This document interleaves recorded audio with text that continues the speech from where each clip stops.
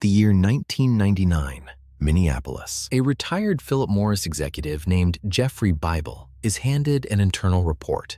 It has been commissioned by his own company. It is written by their own scientists. And it concludes something the food industry has spent 30 years making sure you never read. Their products are physically addictive, engineered to be, by design. Philip Morris had purchased Kraft Foods in 1988, then General Foods, then Post Cereals.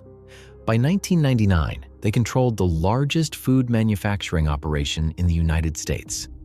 And their scientists had spent a decade applying the same neurological research they had used to optimize cigarette addiction to something else entirely.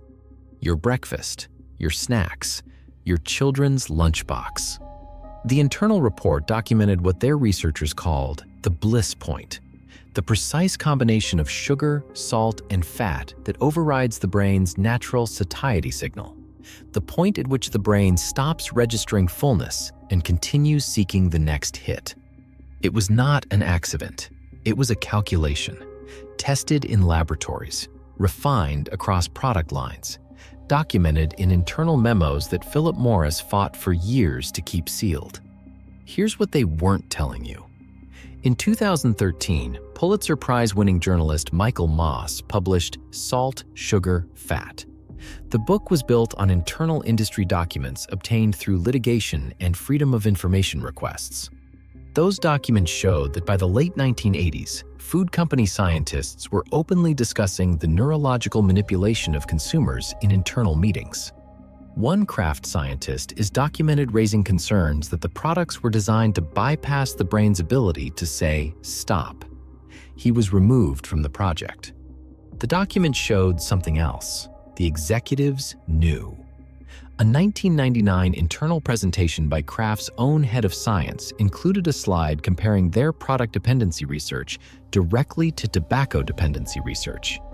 Same methodology, same neurological targets, same outcome. Jeffrey Bible's response when presented with the findings, documented in Moss's sourced reporting, was to shut down the health initiative his own scientists had proposed.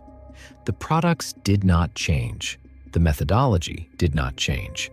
The Bliss point calculations continued. Today, 8 of the 10 most consumed food products in the United States are manufactured by companies that were either owned by or used research derived from tobacco industry neurological studies. Ultra-processed food now accounts for 73% of the American food supply. Obesity-related illness costs the U.S. healthcare system $1.7 trillion a year. The report exists. The memos exist. The Pulitzer exists.